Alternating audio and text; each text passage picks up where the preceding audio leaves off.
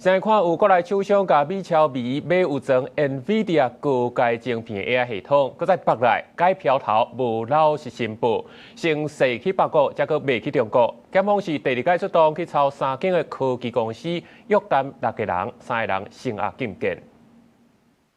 執法機關突襲發動大規模的搜索，美超微佇台灣的分公司和2間上櫃公司清芬科技和時豐電信，攏佇第調查的範圍，檢方深入追查。劉姓、王姓及陳姓等3名國人，以不實文件資料申報出口高階 AI 伺服器至中港澳地區案，經溯源偵查，發現國內科技大廠不肖員工勾串從事高階伺服器出口。專案小組發現講，有國內廠商無得管美國的出口管制措施，用美超微採購搭載回答高階晶片的 AI 伺服器，涉嫌用改標虛報貨品這方式，以不實的文件申報出口，疑似先用第三地做跳板，再個非法銷去中港澳地區。這在5月底發動第一波行動，已經有3個人紅羈押禁見。這麼專案擴大，檢方進行第2波的搜索，日到約談6個人到案，先後成押禁見3個人，羈押定在30下晡5點開。就王姓男子等6人住居所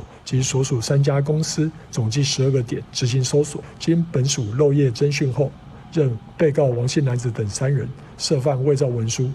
背信罪嫌，犯罪嫌疑重大，且有逃亡及串密證之虞，原向法院申請羈押禁見。涉案的2間上櫃公司是少年所發出通信，表示配合檢調單位的調查，對公司的財務業務無重大影響。尤其中華電信的子公司時豐電信是發聲明回應講，公司的服務項目是沒涉及任何不法的部分，嘛和客戶的行為無關係。上時嘛主動啟動內外部的調查機制。根據皮博社的報道，美超微嘛表示講，公司當和台灣的執法和政府機關密切來合作，會全力配合調查。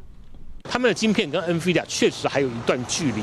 但是有拉近當中。但是如果說從整個成本效益來講，其實目前選擇輝達的機櫃確實是最好的選擇。專家分析，和使用中國家己做的晶片比起來，輝達的 AI 算力效能同款是有明顯的優勢，整體成本嘛相對較低，而且在晶片領域來發展，佫較會當產生作業。這和中國市場是用盡各種手段想辦法要交易摕到。記者綜合報道。